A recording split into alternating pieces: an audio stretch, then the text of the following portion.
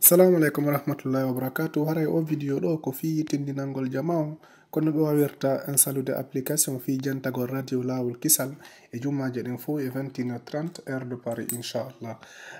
Aray o yahay ko Play Store ɗaɓɓiton FCCHD. Voilà ko application woni dow ɗo o ñoƴƴe hore installé fi install gol mo.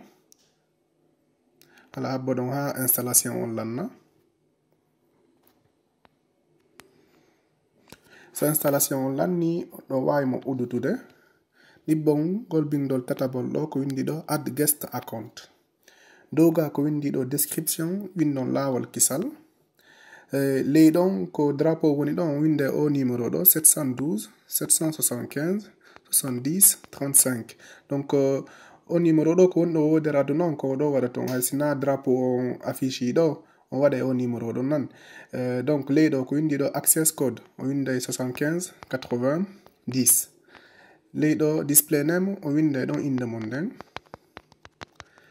Voilà ley ɗo hay so winda lay fu o ɗibbe ɗo tun fi confirme gol ɗibbon hore ok on.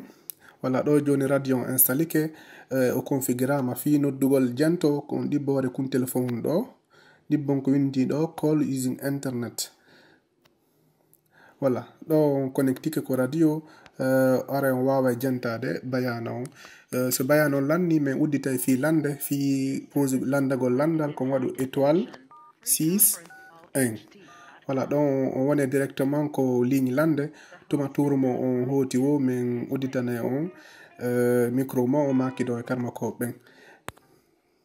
Voilà so tawi on wawata kadi installer application on tawi ɗon mari téléphone suudu iɗon wawi noddude ɗi numéro ji ɗo daron par rapport ko leydi ko wonɗon non noddon numéro on normalement tawi nder leydi mon ni ko gratuit haray kadi ko gratuit noddoton.